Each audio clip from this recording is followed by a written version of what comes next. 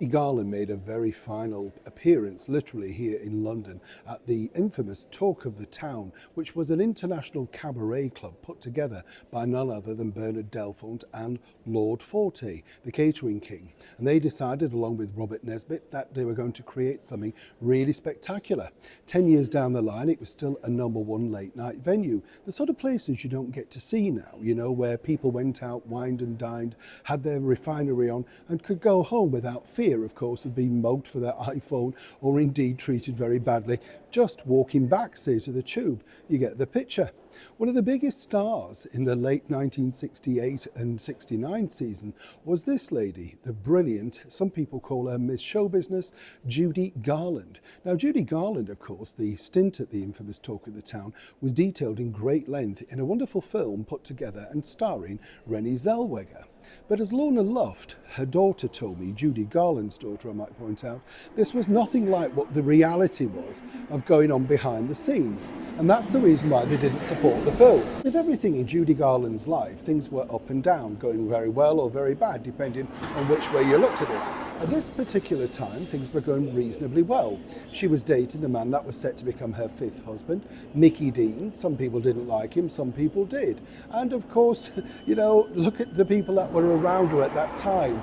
Also a singer, Johnny Ray, who, was kind of good, but knew the opportunistic moment to be pictured with Judy to make sure that he could get publicity also.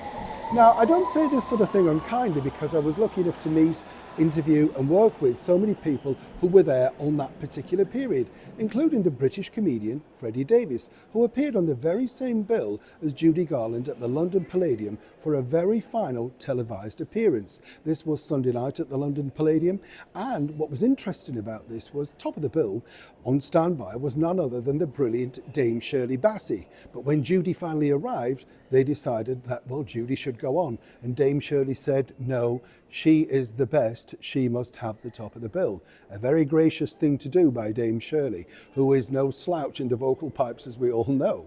But behind the scenes, what a lot of people don't know is, although the stint at the Talk of the Town was put together with problems after problems, Judy showing up late, not showing up, not necessarily knowing her, song words, all that sort of stuff. She was going through a very difficult time with failing health and, of course, an addiction still to barbiturates, uppers, downers, you name it.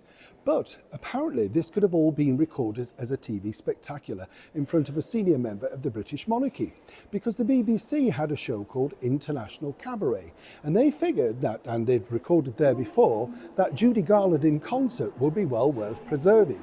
And there were lots of negotiations and all that sort of stuff.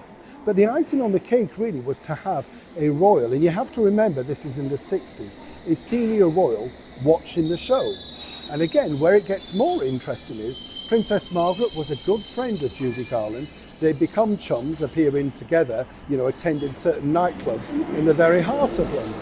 So they figured that she might be a stabilising influence, and all things were going to plan. But then, as ever with Judy, something derailed. So this happened next. Well, the BBC came on board with a reasonable fee, and they met with Judy and her new husband-to-be, Mickey Deans.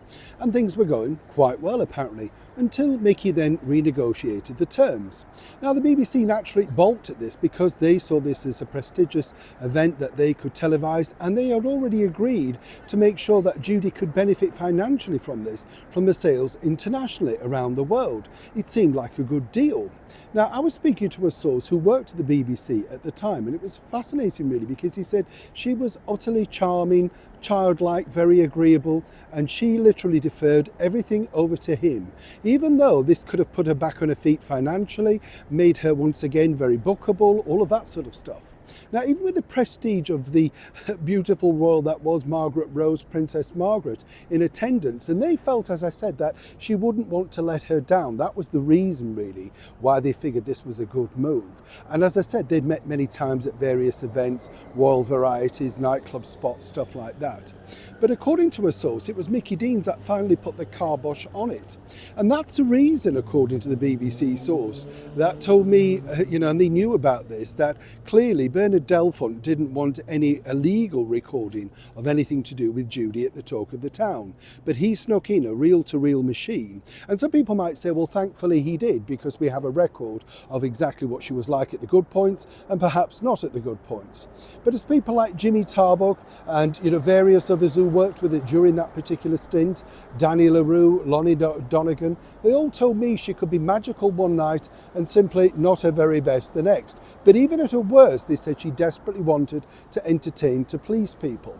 And it's strange to think, isn't it, that, once again, Judy Garland allowed her life to be, careered by someone she barely knew, but she believed that was looking out for her and only her very best interests. It would have been fascinating to see what that particular performance was like, given the fact the only real documentation we have are, of course, the fictitious, Renée Zellweger version in the movie Judy. Lots of things didn't happen on that particular, stint, as told to me by Lorna Luft, as I say, the real daughter of Judy Garland, and she would know. As we all know, sadly, Judy lost her life a couple of months later over here living in London, and sadly also the place that she lived has now been demolished. There's no plaque, there's no nothing, which is a terrible shame when you think that one of the world's greatest entertainers, known literally as Miss Show Business, her final sort of place, her final success, there's truly no record of, other than a movie that I think at points is rather damaging to the prestige, the legend, and the sheer power and starmanship, whatever you want to call it, of a wonderful entertainer. As ever, I'd love to know what you think to this particular story in the comments below. Please be kind, like and share. Neil Shawn in the very heart of London.